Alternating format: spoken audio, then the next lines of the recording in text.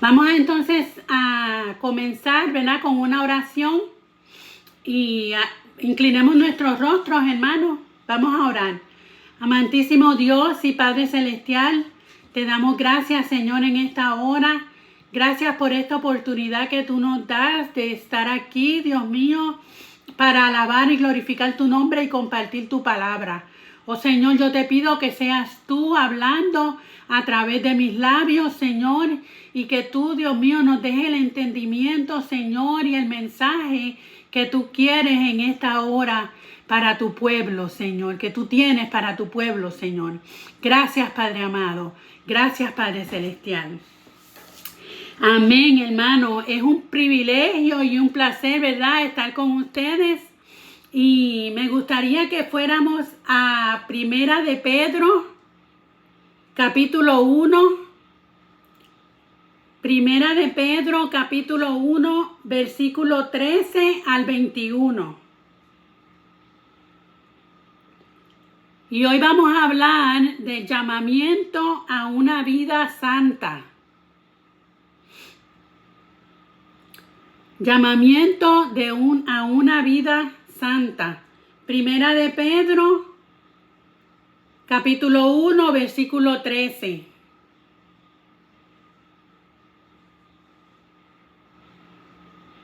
Quería decirle que acá en donde yo vivo es una hora más temprano, así que ahora aquí son las 10 de la mañana.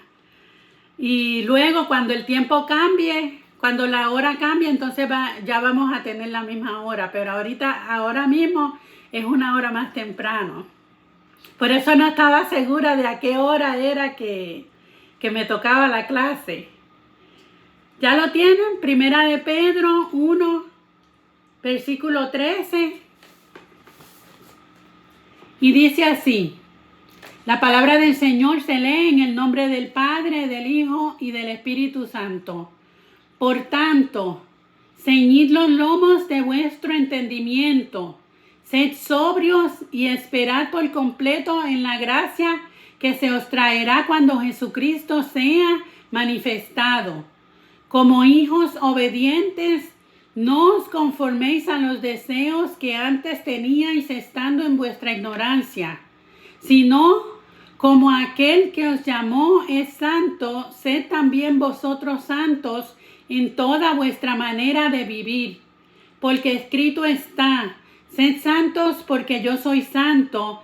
Y si invocáis por Padre a aquel que sin acepción de personas juzga según la obra de cada uno, conducíos en temor todo el tiempo de vuestra peregrinación, sabiendo que fuisteis rescatados de vuestra vana manera de vivir, la cual recibisteis de vuestros padres, no con cosas corruptibles como oro o plata, sino con la sangre preciosa de Jesucristo, como de un cordero sin mancha y sin contaminación, ya destinado desde antes de la fundación del mundo, pero manifestado en los postreros tiempos por amor de vosotros, y mediante el cual creéis en Dios, quien le resucitó de los muertos y le ha dado gloria, para que vuestra fe y esperanza sean en Dios.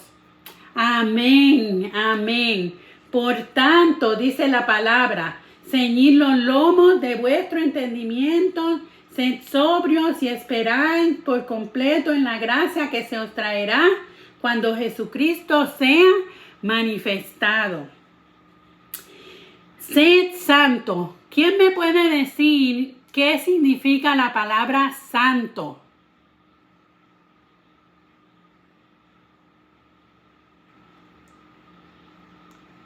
¿Perdón? Apartado del pecado, exacto, significa separado, que somos consagrados, apartados para su servicio. Y también algo bien importante es que tenemos que imitar el carácter de Dios. Ser santo es imitar el carácter de Dios, teniendo su ley moral. Entonces, es bien importante cuando hablamos de la santidad, ¿verdad? Va más allá de todo lo exterior, de todas las cosas que nosotros creemos que ser santo. Por ejemplo, acá, ¿verdad? Mientras más larga tu falda es más santo eres, ¿verdad? O mientras más largo tu cabello sea, es más santo eres. Pero la santidad va mucho más. Es importante tu manera de vestir, es importante tu manera de verte, ¿verdad? Pero es mucho más importante que vivamos una vida de acuerdo a la palabra de Dios, ¿verdad? En santidad, al carácter de Dios. Eso es bien importante, porque ¿qué es el carácter de Dios? ¿Cuál es el carácter de Dios?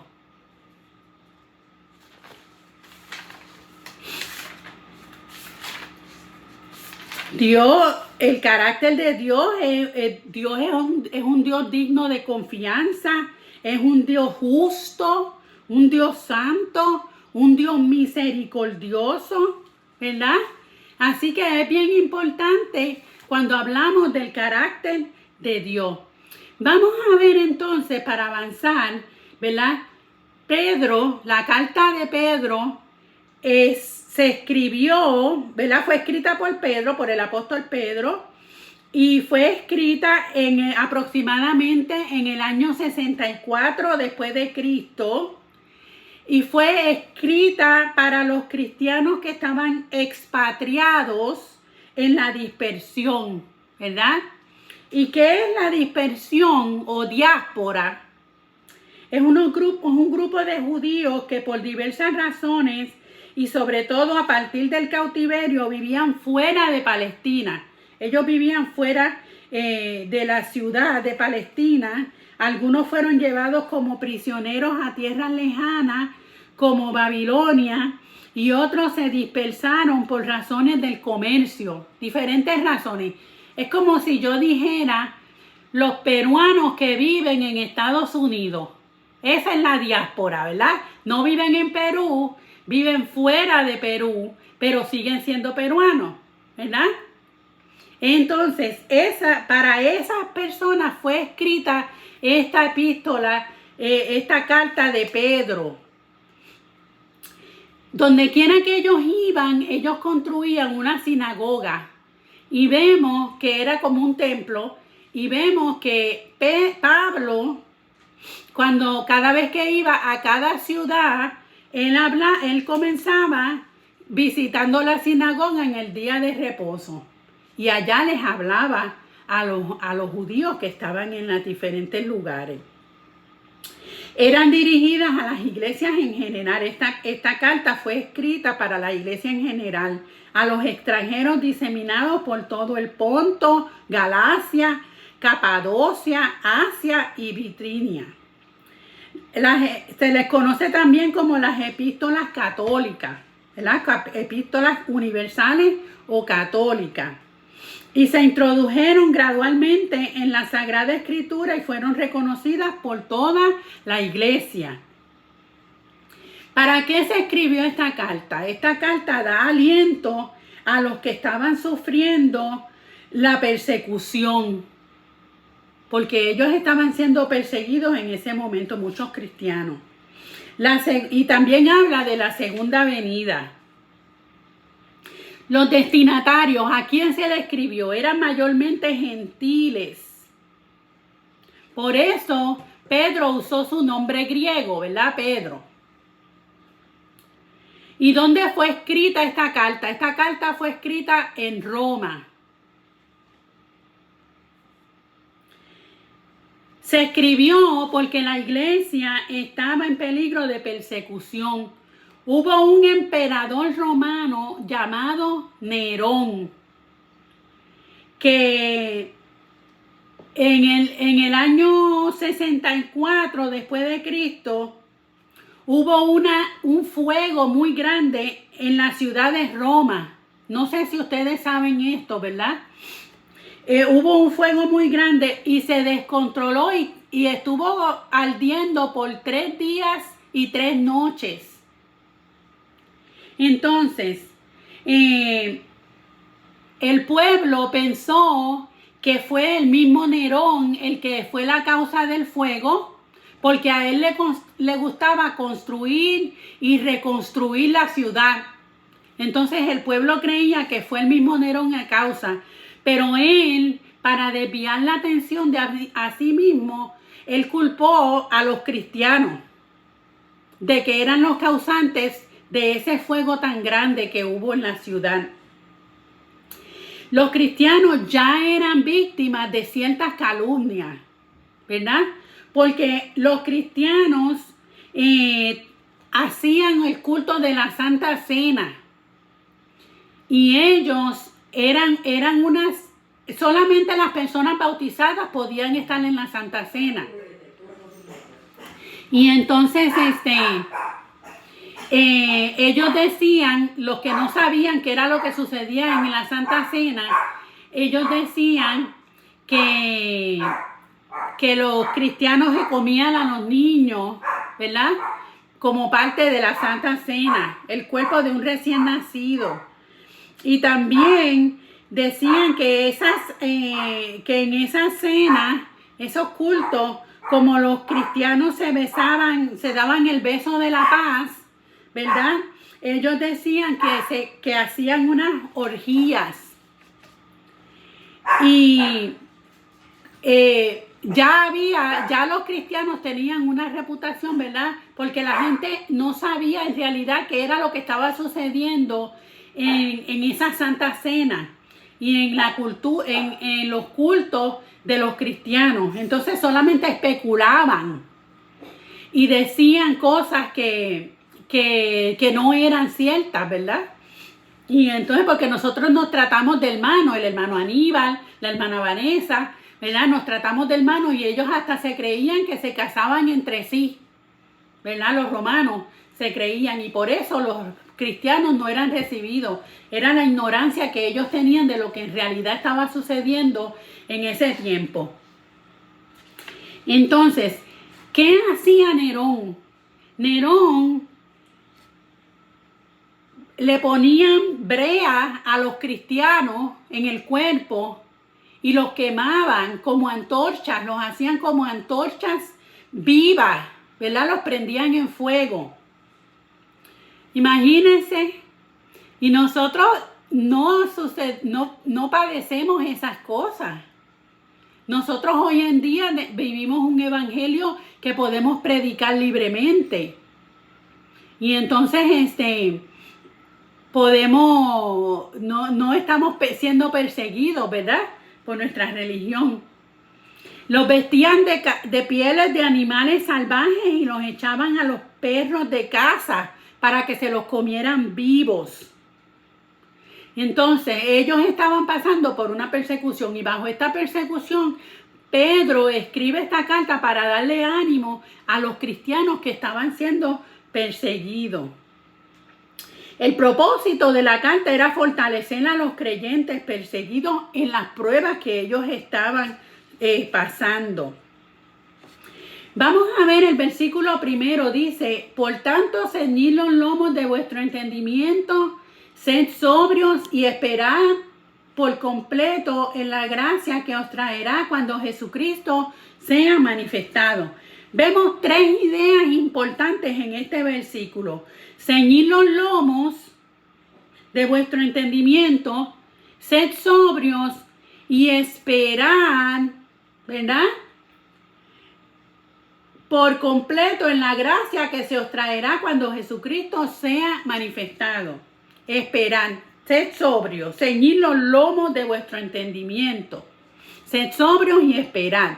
Ceñir los lomos es una expresión hebrea que se usaba en el contexto de acción. Es amarrar, preparar su entendimiento.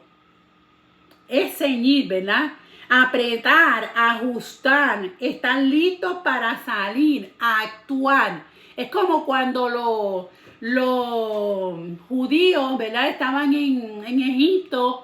Ellos tenían que cuando iban a salir, que celebraron la Pascua, la primera Pascua, ellos tenían que estar ya ceñidos, tenían que estar listos para salir, ¿verdad? En la versión Dios habla hoy, dice, estén preparados. En la versión de Latinoamérica dice, ceñid vuestro entendimiento para la acción. En la palabra de Dios para todos, dicen, preparen su mente para servir.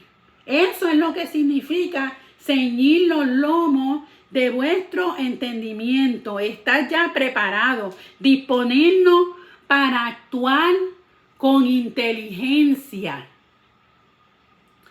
Y teniendo los lomos de nuestro entendimiento ceñidos con templanza. Esa es la Biblia Jubilee. El cristiano debe usar su mente. Vamos a buscar en Filipenses 4:8. Vamos a ver qué dice Filipenses 4:8.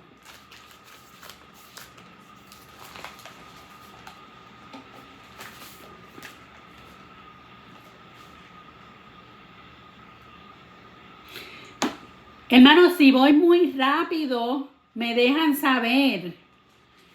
No sé si voy a buen ritmo, pero si voy muy rápido, me dejan saber. Filipenses 4:8 dice, por lo demás, hermanos, todo lo que es verdadero, todo lo honesto, todo lo justo, todo lo puro, todo lo amable, todo lo que es de buen nombre, si hay virtud alguna, si algo digno de alabanza, en esto pensad. Entonces tenemos que ceñir los lomos de vuestro entendimiento. Y aquí Pablo está diciendo que en todo lo verdadero, todo lo honesto, todo lo justo, todo lo puro, todo lo amable, todo lo de buen nombre, si hay virtud alguna, si hay algo digno de alabanza, en esto pensad. Pensad en las cosas de arriba, en las cosas buenas, desechando pensamientos malos, pensamientos contrarios a lo que van y dice la palabra, ¿verdad? También, hermano, es que en nuestra mente es donde se pelean las batallas de la fe. Vamos a buscar en 2 de Corintios 10:5. A ver qué dice. 2 de Corintios 10:5.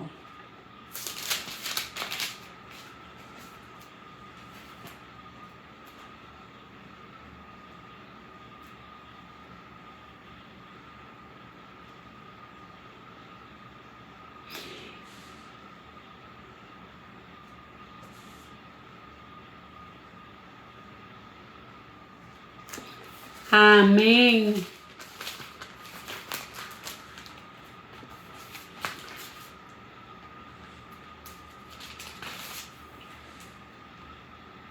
Derribando argumentos y toda altivez que se levanta contra el conocimiento de Dios y llevando cautivo todo pensamiento a la obediencia a Cristo. ¿Ve? Tenemos que llevar nuestros pensamientos cautivos a la obediencia a Cristo.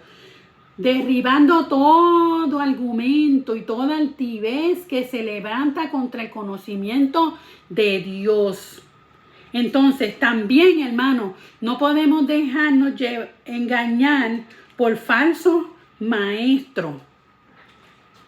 Tenemos que tener mucho cuidado y conocer la palabra, lo que dice la palabra de Dios, porque hay personas que van a venir, que van a tergiversar lo que dice la palabra, y si nosotros no sabemos lo que dice la palabra, entonces no podemos contrarrestar esa enseñanza falsa que nos está dando, ¿verdad? Esas personas. Tenemos que tener mucho cuidado.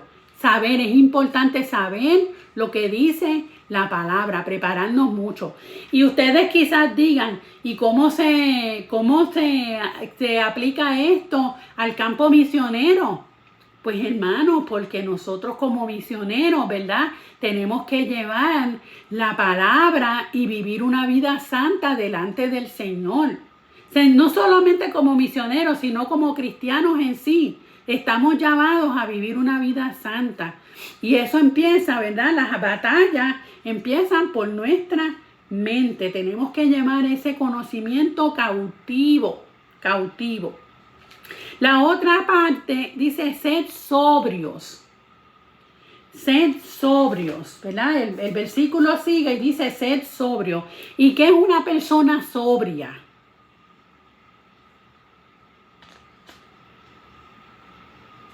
Una persona sobria es una persona que tiene autocontrol, ¿verdad? Que tiene claridad de pensamiento, que está en su sano juicio, en control de sus acciones, tiene la mente despierta y consciente. Estamos moralmente equilibrados. Tiene sentido común. Se lo voy a repetir. Una persona sobria tiene autocontrol, claridad de pensamiento, está en sano juicio, está en control de sus acciones, tiene la mente despierta y consciente y está moralmente equilibrado y tiene sentido común. Es como, yo no sé cómo ustedes dicen allá, pero acá los que están, los borrachos, ¿verdad? No sé lo que significa para ustedes un borracho. Es una persona que ha estado tomando alcohol, ¿verdad? En Honduras, mi esposo es hondureño y ellos dicen un bolo. Pero yo no sé, el hermano Aníbal, ¿cómo dicen ustedes a los borrachos? También a persona que está ebria.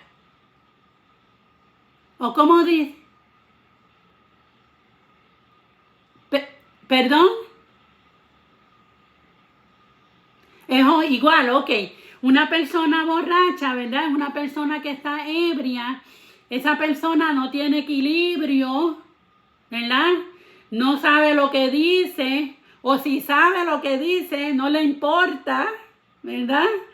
Entonces, está descontrolada. Hace cosas que después al otro día, cuando ya no está ebrio, ¿verdad? No se acuerda de lo que hizo. Y entonces el Señor nos llama a que no seamos ebrios, que no seamos borrachos, ¿verdad? Que nos abstengamos del vino.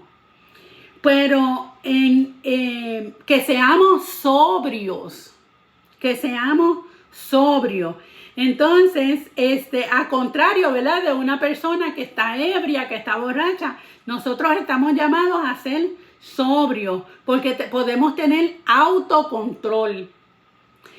Lo más triste de las personas ebrias es que como ellas no tienen control de lo que están haciendo, ¿verdad? Hacen cosas que después se tienen que arrepentir. Entonces nosotros tenemos que mantener una sobriedad, ¿verdad? En el evangelio para después no hacer cosas que nos tengamos que arrepentir, ¿verdad? Tenemos que estar claros de pensamiento, tener sano juicio. Cuando venga la tentación, entonces nosotros podemos con claridad de mente decir, no, espérate, que esto no es lo que Dios quiere para mi vida. ¿Verdad? Entonces, eso es lo que significa ser sobrio. El tercer punto es esperar la gracia que se os traerá cuando Jesucristo sea manifestado. Y vemos que el Señor dijo, yo me voy, pero voy a hacer morada para que así donde ustedes, esto es parafraseando, ¿verdad? Parafraseando el versículo. para que donde yo esté, ustedes también puedan estar. Sabemos que Jesucristo va a regresar por la iglesia. Y Él va a regresar por una iglesia santa, ¿verdad? Que tengamos perfección, ¿verdad? Y que estemos libres de corrupción. Y es bien importante, hermanos, que estemos libres de corrupción, porque dice la palabra que nada corruptible va a entrar al reino de los cielos. Podemos buscar en Apocalipsis 21, ¿verdad? Dice, el que venciere, en el versículo 7, Apocalipsis 21, 7, dice, el que venciere heredará todas las cosas, y yo seré su Dios, y él será mi hijo. Pero los cobardes e incrédulos, los abominables y homicidas, los fornicarios y hechiceros, los idólatras y todos los mentirosos tendrán su parte en el lago que arde con fuego y azufre, que es la muerte segunda. Vemos que tenemos que vivir una vida santa, porque si no, no vamos a poder entrar a la ciudad celestial. Entonces, mientras nosotros esperamos, tenemos que irnos santificando.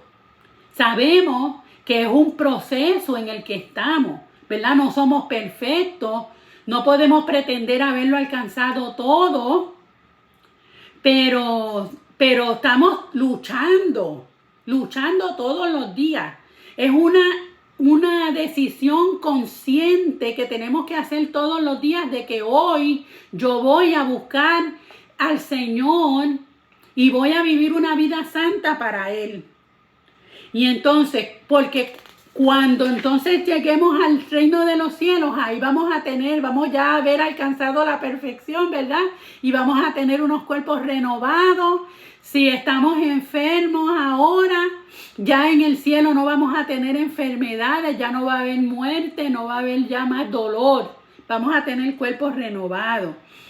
Entonces, nuestra vida aquí debe ser una de mantener nuestros pensamientos ajustados con la verdad del Evangelio, de tener una mente sana y balanceada y vivir en la espera confiada del regalo de la salvación, de que Dios nos va a salvar, ¿verdad? Vamos a vivir confiadamente y vamos a vivir en el cielo con Él.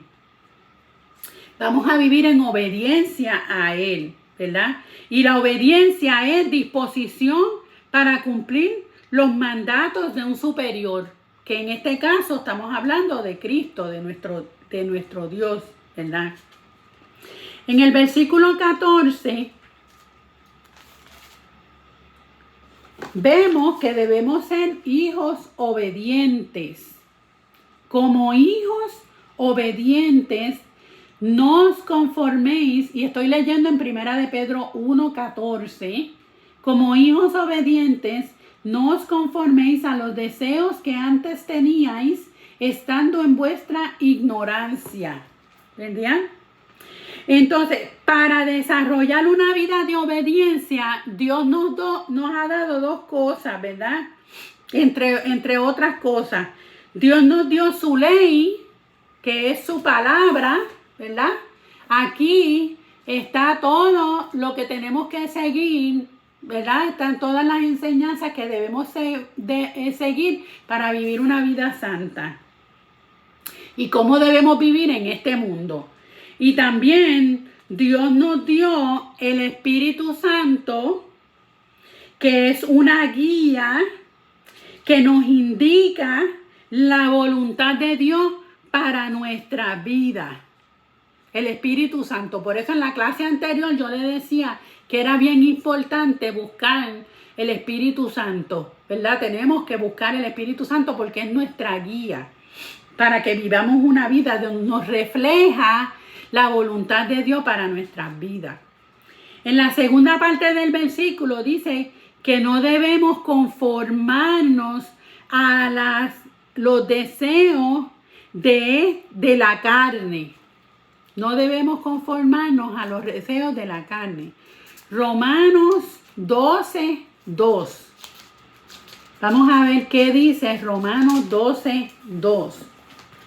Romanos dice, el versículo 2 del capítulo 12 dice, no os conforméis a este siglo, sino transformaos por medio de la renovación de vuestro entendimiento, para que comprobéis cuál sea la buena voluntad de Dios, agradable y perfecta. Ven, hermanos, que nuevamente menciona la renovación de nuestro entendimiento, que ya yo les había hablado, ¿verdad?, de eso. Porque vemos que en nuestro cuerpo, ¿verdad?, en nuestras vidas tenemos una lucha entre lo que queremos hacer y lo que la palabra dice que debemos hacer. Y Pablo decía que él vivía en una lucha, ¿verdad?, porque hacía lo que no quería y lo que quería no hacía. Y es que nosotros vivimos en un cuerpo que es pecaminoso. Y entonces tenemos que vivir, como les dije anteriormente, diariamente, hacer la resolución, ¿verdad?, y tomar la decisión de que voy a vivir una vida santa y pura para Dios. Todos los días tenemos que tomar esa decisión, ¿verdad?, de vivir una vida santa. De vivir se refiere que vamos a ser apartados, ¿verdad?, reflejando el carácter de Dios. Reflejando el carácter de Dios. Lo que refleja tu santidad es una vida que refleja el carácter de Dios en todas las áreas de nuestra vida. Tenemos que ser santos, tenemos que ser diferentes, ¿verdad? Tenemos que reflejar la pureza de Dios, reflejar el amor de Dios. Dios es santo. Cuando Moisés llegó, vio la zarza que ardía y que no se consumía, ¿verdad? Dios le dijo, quita las sandalias de tu pie porque el lugar que tú pisas santo es, porque estaba en la presencia del Señor. Dios es un Dios santo. La santidad de Dios es inalterable, no se puede alterar, que no cambia, no varía, ¿verdad? Es perfecto y libre de toda culpa. Santo es una persona consagrada a Dios, que vive conforme a su ley. Tenemos que ser santos en todo, santos en el hogar, en el trabajo, en la iglesia, en el mundo social. Cuando estamos interactuando con otras personas, tenemos que ser santos, santos en todo. Tener comunión con Dios, en oración, por medio de la lectura de la palabra, por medio de congregarnos, ¿verdad? Santos en todo. La semana pasada yo les hice la pregunta de qué significa la palabra integridad, ¿verdad? Y la palabra integridad es siempre ser el mismo, no importa quién te está viendo. Actuar correctamente, no importa quién está mirando a uno. Entonces, parte de ser santo es ser íntegro. ¿Cómo voy a actuar yo con las personas que me están viendo? ¿Y cómo voy a actuar cuando nadie me está viendo? Cuando yo era niña, yo creía que Dios, si miraba desde el cielo, yo estaba en mi cuarto y yo me escondía debajo de la cama, ¿verdad? Yo creía que Dios no me podía ver porque cuando Él miraba mi cuarto, miraba la cama, pero si yo estaba debajo de la cama, Dios no me podía ver, ¿verdad? Era lo que yo creía en mi ignorancia de niña, ¿verdad? Pero sabemos que eso no es así. Dios nos puede ver donde quiera que nosotros estemos. Donde quiera que estemos, ya estemos debajo de la cama o debajo de una mesa o donde quiera que estemos, Dios siempre nos puede ver, ¿verdad? Porque Él es omnipresente, Él está en todos lados. Él es omnisciente, Él todo lo puede, ¿verdad? Entonces, tenemos que vivir una vida en santidad siempre, en todo momento. A tomar buenas decisiones en todo momento, aunque no nos vean, aunque no nos estén viendo, ¿verdad? Tenemos que vivir una vida, tomar buenas decisiones, y eso me hace pensar por ejemplo, los policías que defraudan, ¿verdad?, a las personas y le piden dinero para dejarlos ir, ¿verdad? Esta persona está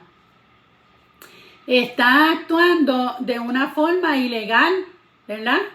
Entonces nosotros tenemos que tomar buenas decisiones. Si el superior de ese policía estuviera ahí, ¿verdad?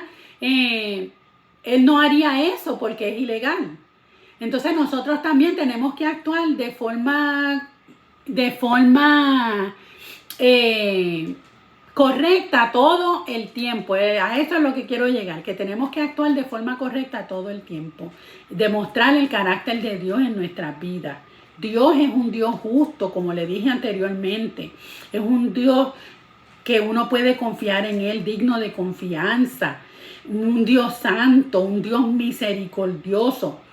Fíjense que en la palabra en el Salmo 24 dice: ¿quién entrará al monte de Jehová? El limpio de manos, puro de corazón, que no ha elevado su alma a cosas vanas, ni jurado con engaño. ¿Quién entrará al monte de Jehová? ¿Verdad? El limpio de manos, puro de corazón. Es importante que vivamos una vida santa delante del Señor, que tengamos un corazón limpio. Porque ¿de qué vale que nosotros prediquemos el evangelio, hermano, si nosotros no tenemos un corazón limpio? Es importante que nuestro corazón sea justo, porque así podemos obrar justicia. Podemos obrar con justicia a las personas que estamos tratando de evangelizar, que estamos tratando de ganar, ¿verdad? Entonces, vamos a seguir en el versículo 17.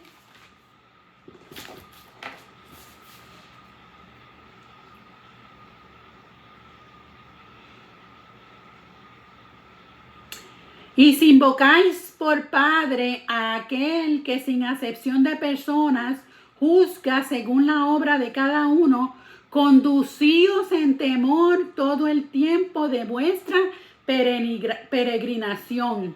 ¿Verdad? Dice que Dios nos va a juzgar de acuerdo a nuestras obras y que Él nos va a juzgar sin hacer acepción de persona. ¿Qué es hacer acepción de persona? ¿Verdad? Es que no importa quién somos o de qué país seamos, Dios no tiene diferencia, no hace diferencia entre nosotros. El versículo 18 dice: sabiendo que fuisteis rescatados de vuestra vana manera de vivir, la cual recibisteis de vuestros padres, no con cosas corruptibles como oro o plata, y el versículo 19 dice, sino con la sangre preciosa de Cristo, como de un cordero sin mancha y sin contaminación. ¿Qué costó nuestra redención? ¿Cuál fue el costo de nuestra redención?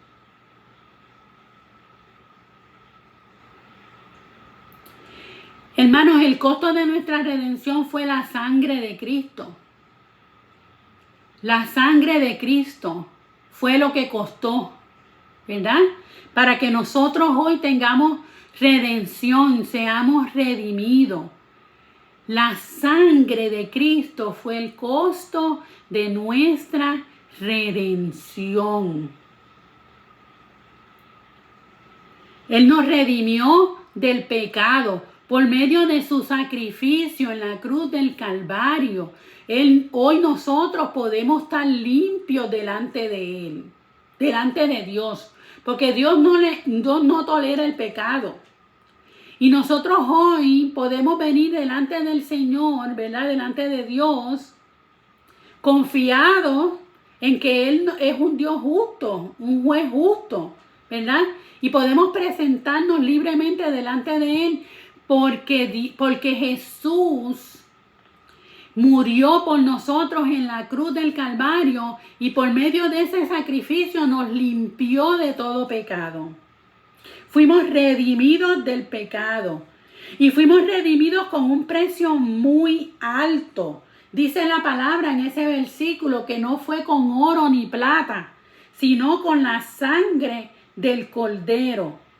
Y redimir significa dejar libre a un cautivo o un esclavo mediante el pago de un precio. Y vemos que el precio que el Señor Jesús pagó fue su vida, su sangre. Con su sangre nos compró, nos limpió, nos redimió. Vamos a ver qué dice Efesios 4:17.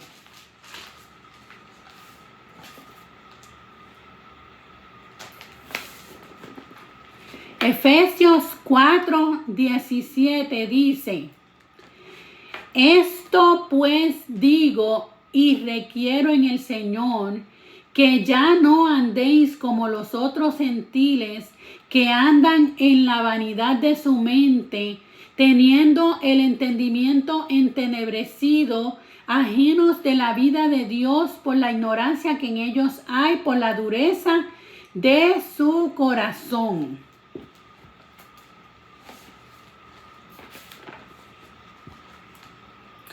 Dios pagó un precio muy grande y hoy nos pide que andemos en santidad, ¿verdad? No como las personas que no tienen entendimiento, sino con entendimiento, en santidad. En el versículo 20 y 21 dice de Primera de Pedro, capítulo 1, 20-21, ¿verdad? Donde hemos estado estudiando. Ya destinado desde antes de la fundación del mundo, pero manifestado en los postreros tiempos por amor de vosotros, y mediante el cual creéis en Dios, quien le resucitó de los muertos y le ha dado gloria para que vuestra fe y esperanza sean en Dios. Entonces vemos, ¿verdad?, que creemos en Dios, ¿verdad?, por medio de la fe en Jesucristo. Y la palabra dice que nadie puede llegar al Padre a menos que sea por medio de Él, que es nuestro Señor Jesucristo. Cristo es el Cordero de Dios, destinado desde la eternidad antes de la fundación del mundo. Ya Cristo estaba, ¿verdad? Vemos que estaba en la creación, ¿verdad? Creemos en un Dios trino, Dios Padre, Dios Hijo, Dios Espíritu Santo. Creemos que ya Jesucristo estaba y fue el Verbo hecho carne, ¿verdad? Y fue revelado en los postreros tiempos. Vemos que Juan 3:16 dice: porque de tal manera amó Dios al mundo, que dio a su Hijo unigénito, para que todo aquel que en Él cree no se pierda, mas tenga vida eterna. Dios, ¿verdad?, dio a su Hijo. Y va a ser revelado en los postreros tiempos, cuando venga por segunda vez, ¿verdad? En la segunda venida, vamos a ver y vamos a estar nosotros con Él. Cristo es la base de nuestra salvación. Es por medio de Cristo que creemos en Dios. ¿Qué dice Hechos 3:16?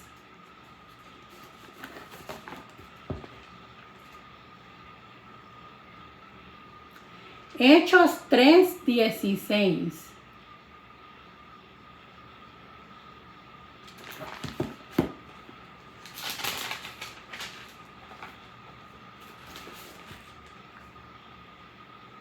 Y por la fe en su nombre, a este que vosotros veis y conocéis, le ha confirmado su nombre, y la fe que es por él ha dado, y a este está completa sanidad de su presencia, en presencia de todos vosotros.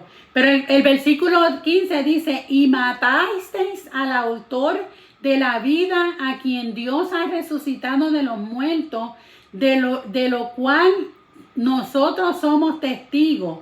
Y por la fe en su nombre, a este que vosotros veis y conocéis, le ha confirmado su nombre, y la fe que es por él ha dado a este esta completa sanidad en presencia de todos vosotros. Ve que tenemos fe en Jesucristo. Él es en la resurrección, tenemos fe en la resurrección de Cristo, que es un elemento fundamental de la fe cristiana. Vamos a ver 1 Corintios 15, 3 al 4. ¿Qué dice 1 Corintios 15?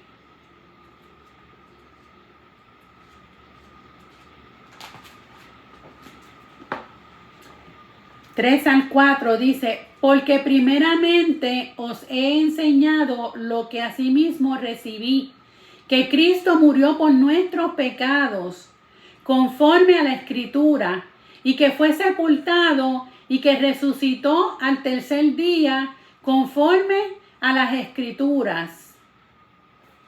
¿Ves? Que esa es una creencia fundamental que nosotros tenemos en la resurrección de Cristo. Dice, en su resurrección se manifestó que Él realmente es el Hijo de Dios. Romanos 1:4. Vamos a ver qué dice Romanos 1:4.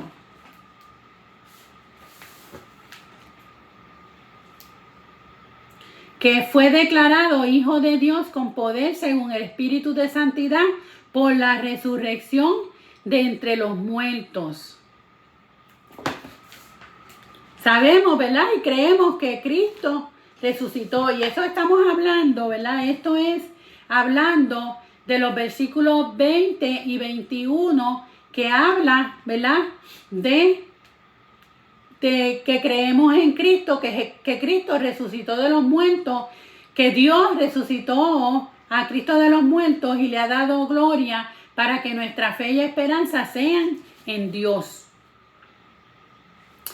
¿Alguien tiene alguna pregunta?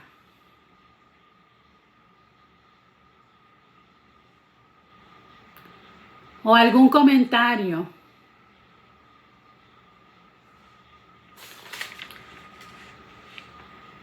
En la resurrección se ratifica nuestra justificación.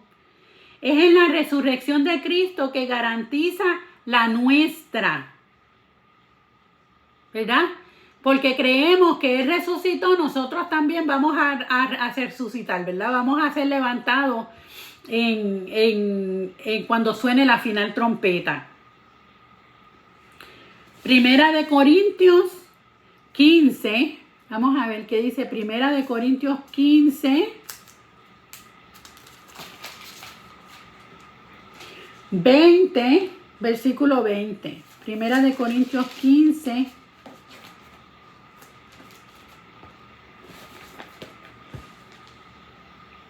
Mas ahora Cristo ha resucitado de los muertos, primicias de los que durmieron es hecho, porque por cuanto la muerte entró por un hombre, también por un hombre la resurrección de los muertos, porque así como en Adán todos murieron, también en Cristo todos serán vivificados. Creemos que seremos vivificados por medio de como Cristo resucitó, así vamos a ser nosotros vivificados. En la resurrección de Cristo que nos concede nuestra vida espiritual. Es la resurrección de Cristo que nos concede nuestra vida espiritual. Efesios 2, 5 y 6. Vamos a ver qué dice. Efesios 2, 5.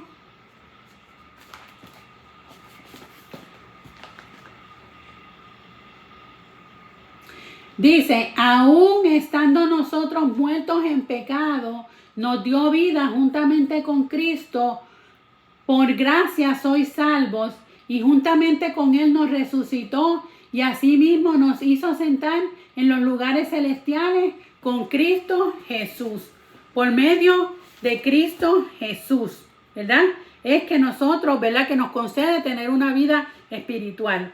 Entonces, sed santos porque yo soy santo, ¿verdad?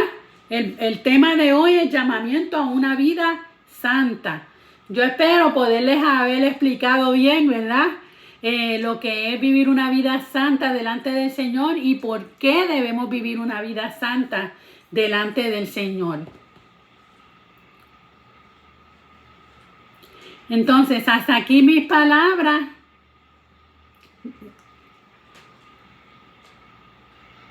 Amén. Dios les bendiga. Y Dios les continúe bendiciendo.